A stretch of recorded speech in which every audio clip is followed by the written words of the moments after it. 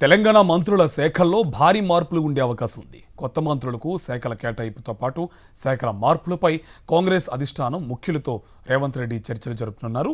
ఇక నిన్న కేసీ వేణుగోపాల్తో గంటకు పైగా సీఎం రేవంత్ రెడ్డి సమావేశమయ్యారు. నేడు మధ్యాహ్నం 12 గంటలకు ఏఐసీసీ అధ్యక్షులు మల్లికార్జున ఖర్గేతో సీఎం రేవంత్ రెడ్డి భేటీ కానున్నారు. ఖర్గేతో రేవంత్ భేటీ తర్వాత మంత్రుల శాఖల మార్పులు, కొత్త మంత్రులకు శాఖల కేటాయింపు ఫైనల్ అయ్యే అవకాశం ఉంది.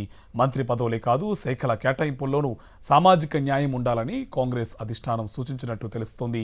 కొందరి మంత్రుల పనితీరు సరిగా లేదంటూ ఇప్పటికే కొందరు అధిష్టానానికి రిపోర్ట్ ఇచ్చారు. ఇక మంత్రుల పనితీరుపై ఇప్పటికే అధిష్టానానికి నివేదిక ఇచ్చింది మీనాక్షి నటరాజన్.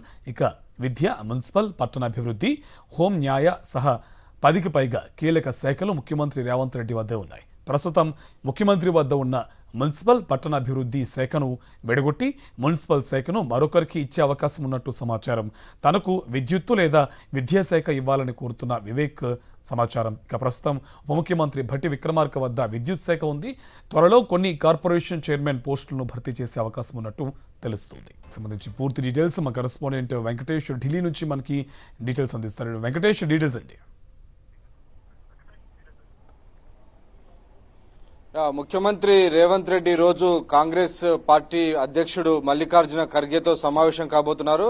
సో ఈ మధ్యాహ్నం తర్వాత ఈ సమావేశం జరగబోతోంది. ఇందిరా భవన్ లో ఈ సమావేశం జరగబోతోంది. నిన్ననే CM Revanth Reddy Congress party general secretary వేణుగోపాల్తో సుదీర్ఘంగా సమావేశమయ్యారు. ఆ తర్వాత పీసీసీ కార్యవర్గాన్ని, జంబో కార్యవర్గాన్ని ప్రకటించినటువంటి పరిస్థితి మనం చూసాం. ఇక మిగిలింది కేవలం మంత్రులకు శాఖల కేటాయింపు. సో ముగ్గురిని కొత్తగా మంత్రులుగా చేర్చుకున్నారు. సో ఆ ముగ్గురు మంత్రులకు కొత్త శాఖలు కేటాయించాలి. వారితో పాటు ఇప్పుడున్నటువంటి అనేక మంది మంత్రుల దగ్గర అదనపు శాఖలు ఉన్నాయి. సో ఆ శాఖల్లో ఉన్నటువంటి వారిని మిగతా వారికి కేటాయించడం, అలాగే ముఖ్యమంత్రి దగ్గర కీలకమైనటువంటి మున్సిపల్ గానీ, హోంశాఖ, విద్యాశాఖ లాంటి కీలక శాఖలు ముఖ్యమంత్రి రేవంత్ రెడ్డి నిర్వహిస్తున్నారు. సో ఈ శాఖలను కూడా వేరే వారికి పంచాల్సి ఉంది. సో దాదాపు 15-22 శాఖలు అదనంగా ఉన్నటువంటి నేపథ్యంలో ఈ శాఖలన్నిటిని కూడా ఇతర మంత్రులకు కూడా ఈవెన్ గా డిస్ట్రిబ్యూట్ చేసేటువంటి అవకాశం ఉంది. సో ఇప్పుడు ప్రస్తుతం ఉన్నటువంటి ముఖ్య మంత్రుల యొక్క శాఖలు కూడా మార్చేటువంటి అవకాశం మనకు కనబడుతోంది.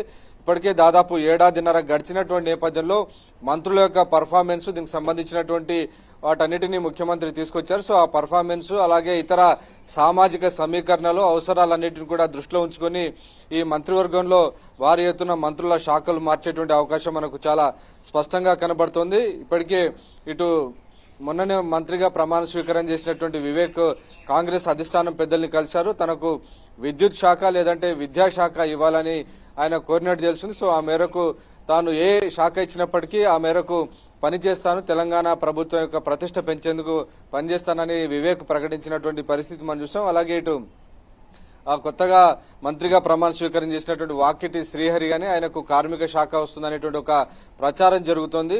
వాటితో పాటు సో మిగిలినటువంటి వారందరికి సంబంధించినటువంటి శాఖల్లో కూడా కొన్ని మార్పులు, చేర్పులు జరిగేటువంటి అవకాశం కనబడుతుంది. 1.5 ఏడాదిన్నర గడిచినటువంటి నేపథ్యంలో మంత్రివర్గంలో భారీ మార్పులకు, చేర్పులకు అవకాశం మనకు స్పష్టంగా కనబడుతోంది. Right, thank you Venkatesh.